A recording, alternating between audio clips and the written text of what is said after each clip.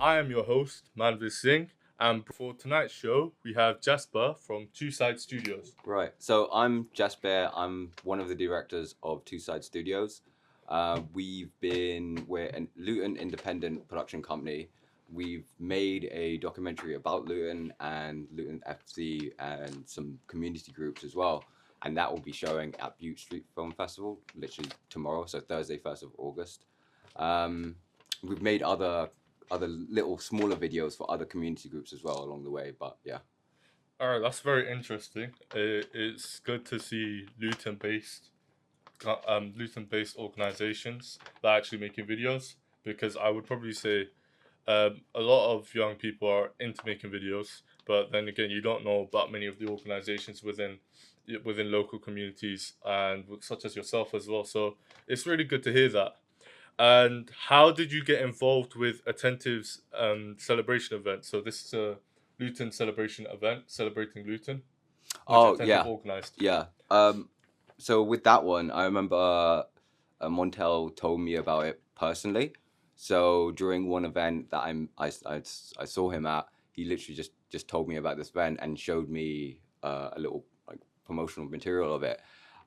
With that, I was pretty intrigued because obviously I'm a videographer. I've just made my documentary. I've started to make a lot of smaller videos on social media. So I thought, yeah, great idea. So yeah, it was just by the intrigue, but being intrigued by the idea of that. Yeah. Yeah, definitely. I don't think those type of opportunities do come around, especially if it's Luton based. I mean, you do have the Butte Street Film Festival as well, but in terms of the Luton celebration event, just for the listeners, this took place on the 20th of July on Saturday. It was an all-day event showcasing art, videography, poetry, beatboxing, everything to the brim. How did you find the event? I think it was quite interesting. Honestly, I didn't know what to expect because I thought we were just showing some of the films that we made. But to come there and to see that you guys had sort of built up a whole event surrounding art and your thoughts on Luton as a whole, it was quite interesting, especially going around seeing the different art pieces, hearing the local artists like doing some beatboxing. There was also you Yeah. who did a poem yeah. amongst your other team as well. Yeah. And I honestly, I was like you doing your poem bit in front, and then it was great. Yeah. And then when everyone else started speaking, that's when I was like, okay, this is actually way more engaging and interesting than just having someone stand. I think that was quite interesting, having literally your people talking, like doing the poem, doing their performance within the crowd. That was quite great. And then actually watching the films itself, that was pretty good, sort of, if you want me to tell. So there was a point where my film actually didn't play properly. So it was quite awkward for me, but everyone else's film played. So from my point of view, I didn't need to see my film because I already seen it. So it was like, whatever, innit? But for everyone else, it must have been terrible because they must have thought what was going on. But generally speaking, after watching all them films, I thought it was pretty good, and I thought there was a lot of promise and potential in these young artists in Luton. Definitely. In terms of more context, actually, within the event we had a video competition or a film competition. So participants from all ages. We've had the youngest participant being 13 years old, who actually one of them made such a great video. Yeah, he got third. Yeah, he tied third yeah. with I'm remembering her Instagram, but I forgot her name. I know her, so she's probably not gonna like that if she ever hears this. But yeah, he tied third. I talked to him after, and we talked to his parents as well, and they were genuinely quite proud of him. And I told him that you can go places, man. Just keep moving forward. Innit? Definitely, yeah.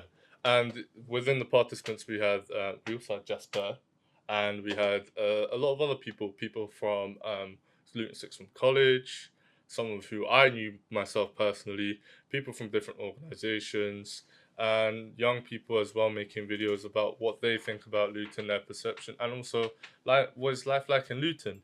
So we had a video competition for that, and then later on we awarded prizes, first, second, and third, and we also gave certificates to every participant because obviously if you participate, you should be given a reward for it, Mm. and it's important that you showcase who you are and showcase your videos. So that was the video competition we had.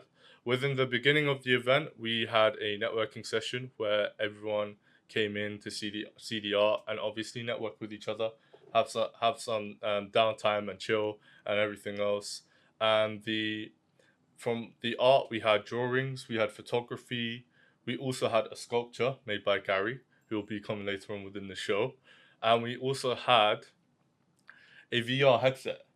Yes, yes, I did see that. Yeah. Yes. So Yeah. we had a VR headset, which Amy Gomez actually made, and hopefully we can have her later on in the future shows, and we had a lot of stuff, and then afterwards, we had lunch. Everyone was queuing up for lunch, and then within that we had beatboxing by Ozzy, which I found incredibly fun and engaging. Everyone just so the thing about Ozzy when he was doing his beatboxing, it was like he was beatboxing a music or song, the theme, the instrumental of the song, and then the audience would have to guess it. Yeah, yeah, I remember. And it was pretty good. And then we had a little bit of a forfeit afterwards. If we didn't guess the song, everyone would have to stand up and put their hands up. Yeah, yeah, So yeah. I remember that as well. But yeah, it was quite difficult to recognize those themes and tunes. If I'm being perfectly honest, Yeah. I recognize every single one, but I just didn't want to put my hand up. Yeah. I did recognize it because it's quite. I mean, he's really good. I think. Yeah. I think that's part of it that makes it something of a game that you can actually play, because someone who wasn't good at that game at doing that beatbox, Yeah. that game wouldn't work, and it purely worked because he was that good at doing it. So I could commend him for doing something like that, especially.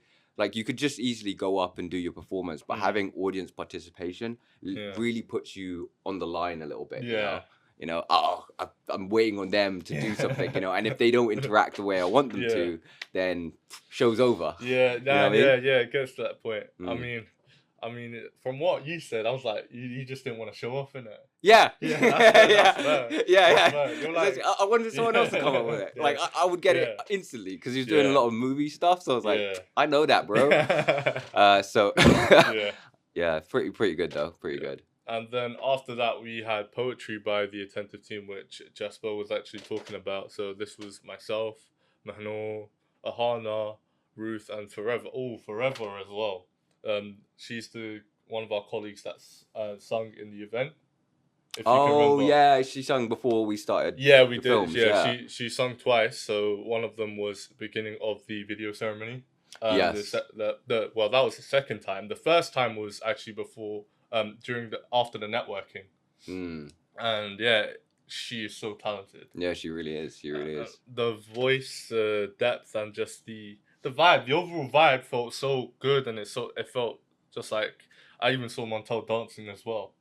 What? Yeah, yeah. Do you know the first song? Yeah. That Forever was singing. Yeah. Montel started dancing and everything. I was like, wow. I'll pay to see that. Yeah. As jokes. I mean, fun fact: Montel used to be a dancer. Oh really? Yeah. If you didn't know that, I mean, I don't know if I should be saying this, but he used to be a very good dancer. Oh yeah. And then some of my colleagues were looking like, wait, why is Montel dancing? I'm like, he used to be a very. I mean, he probably still is. I can't really say that. But yeah, he was having fun just like everyone else. So that was great to witness. And yeah, in terms of the poetry, our poem was about Luton. And then we had I'm not going to really spoil the details. We have everyone around the crowd, and we all sang a few, recited a few lines about Luton and talking about the different parts of Luton. And yeah, they include different elements of what's been happening this year, how well Luton have been doing within football, with the big weekend event, and everything else. So it was kind of nice to see. I mean, for a lot of people, they have like this impression of Luton that it's not a good town, blah, blah, blah, what's going on. I think most of the negative connotations about Luton dies down to the fact that there's not many things going on. or people think there's nothing going on, Yeah. and that's probably why. What do you think about the perception behind Luton and Luton being labelled as the worst town in the UK?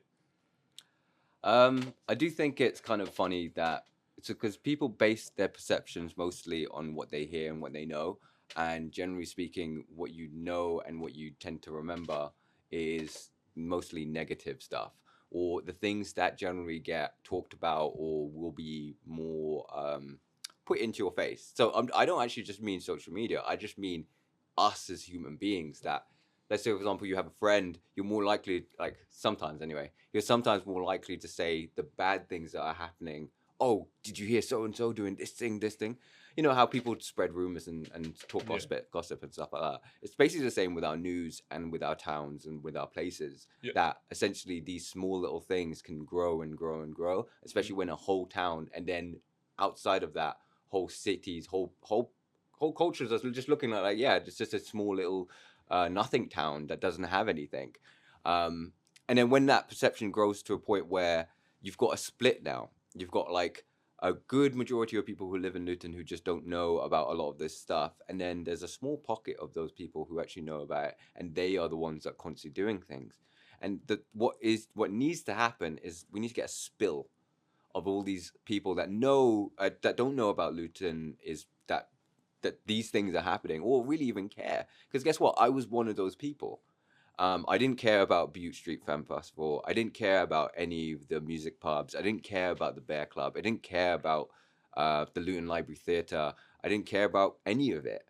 But purely just through engaging with it slowly and taking my time with it and just seeing that there's just people behind it. That's the thing that really gets me connected. It's not the buildings. Like, I don't care about the actual town hall. I don't care about the mall. The building of the theater is a different story, but it's mostly the people that occupy it. It's the people that bring me in. It's the people that tell me their stories and get me emotional and think, yeah, these people can care about their town, care about this building, care about this community. So why can't I? Definitely. Yeah. That is beautiful. Yeah. It's all off the top of my head. Sorry, bro. Yeah, no, it's just reminded me of something because I've done theatre before. It's not about the set, it's not about how the scenery looks around you. It's about the actors that occupy it. Yeah. And obviously in this situation, I definitely agree with you with the fact that it's about the people. Unless you haven't really worked with like local organizations, you will never understand the impact they have on the people around us within Luton. Like I've worked with Attentive, and the amount of impact that our organization has upon schools and educating them about different things, on things that they need to know, training young people like us to deliver workshops, public speaking, and even to be on this radio station. Yeah. And I've also worked with Next Generation Youth Theatre. They're a very good bunch of people. Like doing acting there and the dance company. We saw you on the big weekend. Yeah. So I done that as a part of NGYT and got the opportunity to be a part of the whole poetry advert. So that was a very great opportunity, and obviously Revolution Arts and working with them on just learning about different things within the theatre world, and also doing a play with them which was called Club Revolution. So I was a part of that. And then within that experience, I've kind of learned that there's so many people working hard within local communities. And the only time they'll get recognized is, like you said, is when something bad happens. And then that bad reputation is reinforced much more quickly than all of the good things that are happening. Yeah. I mean, obviously with Luton Town Football Club and the big weekend, it's helped. But I still think there are obviously things that we can work upon in like providing more community engagement to young people, so they kind of know that there's things going on around them. But obviously there's always a technique and a way you want to engage them. So yeah, I mean, back to the event. This is one of my questions. If you brought someone to the event, do you think it would change their perception about Luton? It depends on who it was. If it's someone that never knew nothing about Luton, they had a generic perception of Luton, And if you brought them to the event, do you think it would have changed their perception? I can think of a few people who would fit that criteria and they would feel like it's changed their thought process of Luton. But I think it's like I said, it's depending on who they are, because I think there's a spectrum of those people that don't know about Luton. It's not just a group of people who don't know about Luton. Some of those people are open to learn about this. So like the person I'm thinking of is a teacher, and she would be she doesn't know that much going on in Luton because she actually doesn't work in Luton. She works in London. Her school's in London, so she doesn't always spend a lot of her time here. So when I've shown her about some of these things, she's like, "Oh right, I want to get engaged, but I just don't know what's happening." That's one person who wants to hear about it and learn about it, but just there's no access for her. But then there's the other side of it, of a bunch of people who just wouldn't care to see that. And it's more because I think it's less to do with what is actually in front of them, but more to do with their own economic standpoint. So if, for example, or whether or not they feel like they're heard or listened to or respected, you know. So there's a lot of people in this town that are basically ignored, and so you take them, those people that are living very harshly, living in poverty, don't know where next paycheck is going to be. You take them to that event and they won't enjoy it because it's not exactly, you know what I mean? Yeah. There's so much more. There's Yeah. such a deep tapestry of that. It's Yeah. hard to completely, you know Yeah. what I mean? I kind of just threw a It's like curveball a at you. it's like a generalization. Yeah, Yeah, essentially, generalization. Yeah. But I do think the right people, showing the right people Yeah. that event would definitely bring them in and definitely give them ideas, because I think Definitely. all it is a snowball effect. It's never going to be one particular thing that changes everyone's perception. It's Yeah. always going to be small little things throughout. Definitely. I do agree with you with that, and it depends on how a person's lived their life, their circumstances. You can't expect everyone to be like that. I think it gives, for me personally, it reinforced forced the fact how important the people are, and how they can we can create the impact and create a because I associate Luton with a lot of creative people. Yeah. And there's a lot of like unchecked talent out there Yeah. that needs more nurturing. And obviously with what you raised was about poverty and trying to live and understanding that I don't know when you don't know when the next meal is gonna come. I think that's a very good point you raised, because obviously when even myself, I've lived what I'd like to say a privileged lifestyle, and then Hello. that's just my phone ringing, so I'll ignore that for now. But I think for certain people, it won't change their mindsets because they lived through those circumstances, and you can't expect them to be like change their mind about things when they've already lived through a certain way. I think for other people, it can change their outlook, and that mostly depends on whether someone feels like they're more open to receiving those and how they perceive it as well. And yeah, it is pretty different. It is pretty interesting to look at it because it's something very deep. Yeah. It's something very deep. In terms of from a young person perspective, it provides more opportunity, or I feel like it's a start of something new. I feel like if we have more of these events, if we have more ways we can engage people, young and old, to be a part of having creative video competitions. Even now, we've got within our communities, Butte Street Festival. Oh yeah. We had I don't remember what it was, but it was a play. There was a series of plays. Right. You mean homegrown? Homegrown. There we go. In the So Luton we had Library Theatre. homegrown as well. I think it's the start of a new wave of creative people just kind of like being nurtured in and being recognized for what they do. So yeah, another question about the end of the event. Oh yeah. What was your favorite moment and why? You know, it was after everything, talking to people. I think that is the part of it that I generally do enjoy, because it's just conversating with people and making connections. That's the part of it that I liked. I mean, I think it only works in context of after all of it. So I've seen some of their videos. and then I get to talk to these people, and they've seen mine or seen it not play, but and then they get to interact and ask me questions, and I could ask them questions. That is essentially my favorite part.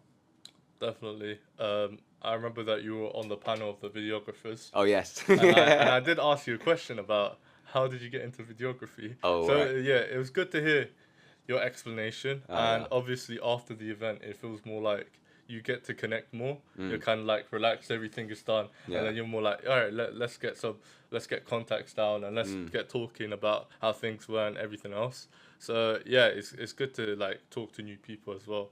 So yeah, how did it feel being on the panel? Fine. Fine.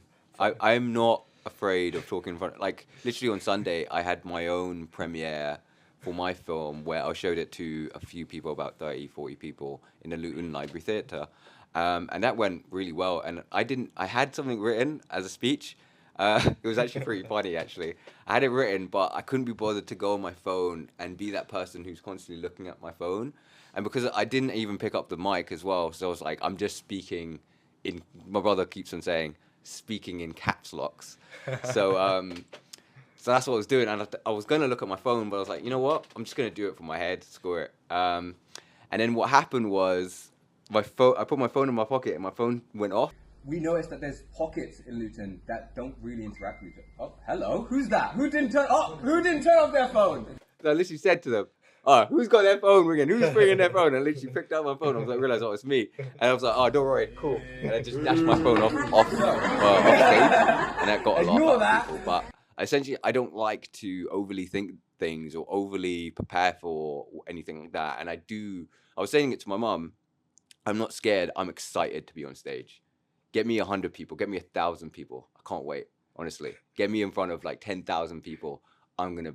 You think like some people think, oh, you're crazy on stage. You have no idea the hype I'll feel if I was in front of 10,000 people. Oh, yeah. Yeah. No. It kind of reminds me like performing as well, right? Yeah. Because you're like nerves are always there in it, Mm. but then what I tend to do is transform those nerves into excitement. Yeah. You're like, bring it on. Yeah. There we go. Yeah. That's just how it's like. Mm. And like that whole script thing you were talking about is like, oh, out the window. Yeah. And now it's just about, here we go. Mm. And now it's just time to just do me, be me, and just say it to people out loud like it not means nothing. No, but it's coming from me. Yeah. You know, it's coming from exactly what I'm thinking about in the moment. So everyone else is in the moment. Yeah. You know, like if I'm on my phone and I turn every now and again, I'm not in the moment. Therefore, they're not in the moment. Definitely. That's definitely very good advice in terms of like talking to people on stage. Yeah. Because it can get a little bit chaotic. Yeah. But once you get used to it, it's like, talking to people, that's all right, man. That's all right. I can just do this. I can just be myself about it. And then, and that's just about the authenticity behind it. Yes. So, my final question before we go for the break. Right. If you could describe Luton from the event in 3 words, what would it be?